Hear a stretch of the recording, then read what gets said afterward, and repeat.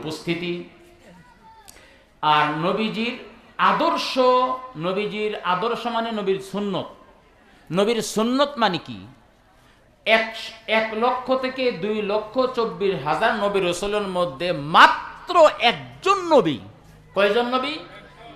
মাত্র একজন নবী। সমস্ত নবীরা যার উম্মত, তিনি আমাদের নবী, শেষ নবী। সমস্ত নবীরাও তার উম্মত। আদম আলাইহিস সালাম থেকে শুরু করে ঈসা আলাইহিস সালাম পর্যন্ত সমস্ত নবীরাই তার উম্মত। আর সমস্ত নবীদের নবী তিনি। সমস্ত নবীদের আগে তার সৃষ্টি, আর সমস্ত নবীদের পরে তাকে পাঠানো হয়েছে, দায়িত্ব দেওয়া হয়েছে। তার জন্ম সবার আগে। আর নবীর দায়িত্ব পেয়েছেন দুনিয়াতে আসার 40 বছর বয়স থেকে। পেছ লাগায়েন না। সমস্ত নবীদের আগে তার জন্ম, তার সৃষ্টি। আর মায়ের পেটে এসে দুনিয়াতে আসার পর 40 বছর বয়সে নবুয়তের দায়িত্ব পাইলেন। নবী হইলেন সবার আগে, দায়িত্ব পাইলেন জন্মের পরে 40তম বছরে। বুঝছেন কথাটা? নবী সবার আগে।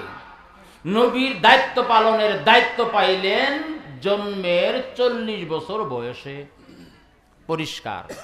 এবার আসেন সুন্নত কাকে বলে, আদর্শ কাকে বলে। অর্থাৎ একমাত্র নবী, যে নবীর 40 থেকে 63, 23 বছর, জন্ম থেকে 40 বছর, এটা হলো তার নবী দায়িত্ব পাওয়ার আগের সময়। আর 40 থেকে 63, 23 বছর নবীর দায়িত্ব পালনের বছর, পিরিয়ড।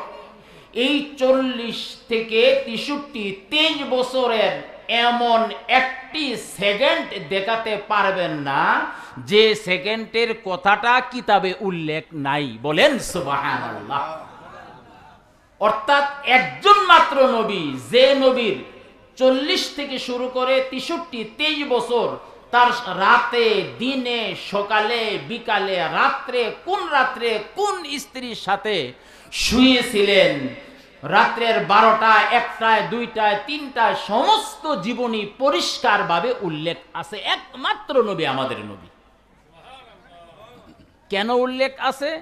এই জন্যে যে কিয়ামত পর্যন্ত তার আদর্শ চলবে।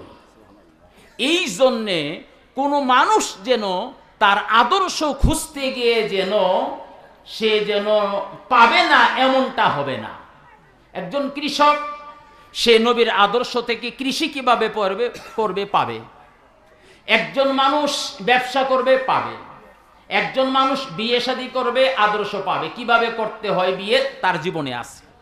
একজন মানুষ দাম্পত্য জীবনটা কিভাবে করে, স্ত্রীকে কিভাবে ব্যবহার করবে, স্ত্রীকে ডান পাশে শোয়াবে না বাম পাশে শোয়াবে, এই কথাও উল্লেখ রয়েছে। স্ত্রীর বালিশটা কেমন হবে, স্বামীর বালিশটা কেমন হবে। বলেন সুবহানাল্লাহ।